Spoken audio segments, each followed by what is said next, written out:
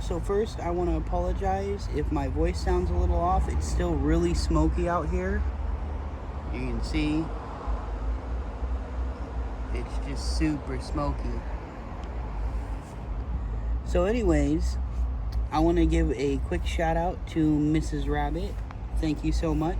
She sent me this, which may look like a RGT, but it's actually a Barrage. You'll notice it has the same chassis, same axles, same shocks, everything except for the servo mount and the transmission as the RGT V2, the Element Enduro 24, and the original RGT version 1. So I did a few things to it. It didn't originally have shocks on the front, and I put the tires from the RGT on it and everything. And the reason I wanted to show you just how close the wheelbase is, it's almost a perfect fit, just to show you. So I have this out here for this mod I'm going to do. I'm going to make a 6x6. I want to show you guys how you can do this with any of these crawlers that have this style of axle on it. So I got to take some screws out. I'm going to time lapse that, and I'll be right back in a sec.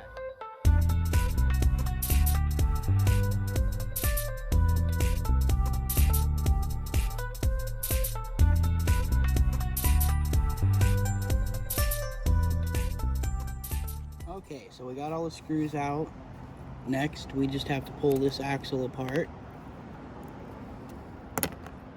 And there it goes, flops right out. So basically, what we're doing is adding this middle section onto that axle. So you literally just install it like that. So this will pop back on here. But first, I have to drill out these little holes. So I'm going to do that real quick.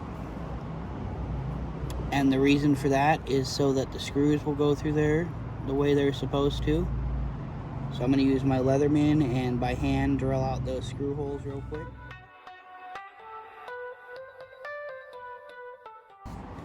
Okay, so now that we got all the screws out, I just want to point out that I did have to file the axle housing a bit right here so that the links will go together like they should. Kind of hard to show this on camera.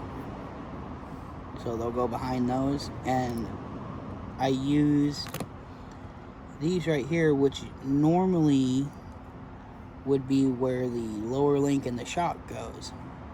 So you just use some pliers and hook onto the ball, and you can pop that link all the way off the other ball.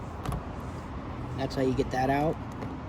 So one more step we're gonna have to do is pull the pinion out here, and I got to get rid of those two nubs inside there so that I can put this on the other axle. Okay, so I got them little nubs off.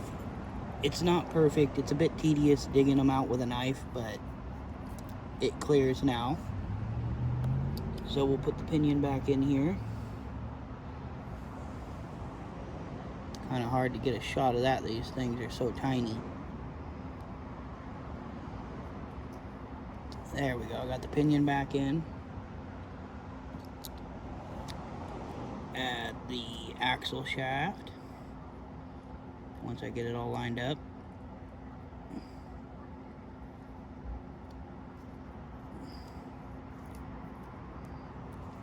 So there's the axle shaft. And we simply put it together. So once you get this all together, be kind of difficult to show on camera because I have to attach the drive shaft yet.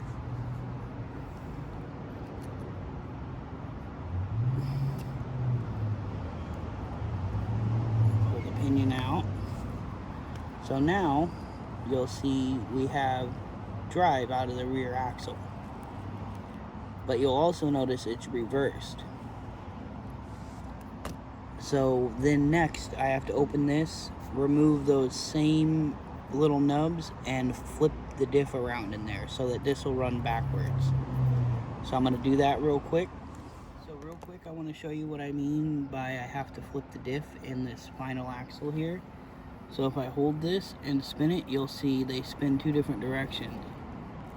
And we don't want that. So I'm going to do that real quick off camera. And then I'll be back in a sec. Okay everyone, so I've got the concept kind of coming together here. So I want to show you this quick before we end the video. You can see how I did the rear here. It's got plenty of flex, independent of the first axle. You can see how I did the links. They're not glued in yet. They're just there for kind of a mock-up. But I just cut the original upper links and spaced them out with some tubing.